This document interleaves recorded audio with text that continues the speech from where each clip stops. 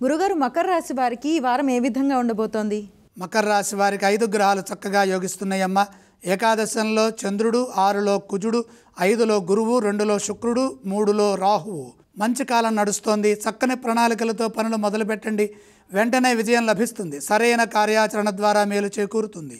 ముఖ్యమైన పనులు చేసేటప్పుడు ఆత్మవిశ్వాసం అవసరం. చంచలత్వంగా ఏ పని చేయవద్దు. అనుమానం ఉన్న చోట 1-2 సార్లు ఆలోచించండి. తెలియకుండా పొరపాట్లు జరిగితే వాటిని సరిదిద్దుకోండి. ప్రతి దాంట్లో శ్రద్ధ పెంచండి. దేనికి వెనకడుగు వేయొద్దు. ధర్మబద్ధంగా, ఉత్సాహంగా నిర్ణయాలు తీసుకోండి. సమయానికి పనులు పూర్తి చేయడం ద్వారా లక్ష్యం నెరవేరుతుంది. మీ జీవితానికి అవసరమైన సాహసోపేతమైన నిర్ణయాలు శక్తిని ప్రసాదిస్తాయి. ఉద్యోగంలో మేలు చేకూరుతుంది. కొన్ని సమస్యల నుండి త్వరగా బయటపడతారు. పనిలో ఒత్తిడి పెరిగినా మెలకువగా, నైపుణ్యంతో వ్యవహరించడం ద్వారా లక్ష్యాన్ని పూర్తి చేసుకోగలుగుతారు. కుటుంబ సభ్యులతో కలిసి ఆనందించే అంశాలుంటాయి. దగ్గర వారితో సున్నితంగా వ్యవహరించండి. ఆర్థిక ఫలితాలు శుభప్రదంగా ఉంటాయి. ఆర్థిక అభివృద్ధిని సాధించడానికి అవసరమైన నిర్ణయాలు తీసుకోవడానికి ఈ వారం సహకరిస్తుంది. కేవలం ఆలోచించడమే కాకుండా కార్యాచరణ పూర్వకంగా మీరు కృషి చేసి అనుకున్నది సాధించండి. ఇంటా బయట సానుకూల పరిస్థితులు ఏర్పడతాయి.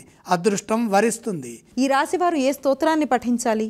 శుభయోగాలు అనుకూలంగా ఉన్నాయి కాబట్టి లక్ష్మీ ధ్యానం శుభప్రదం. మకర రాశి వారు ఏ ఆలయాలను సందర్శిస్తే శుభ ఫలితాలు కలుగుతాయి?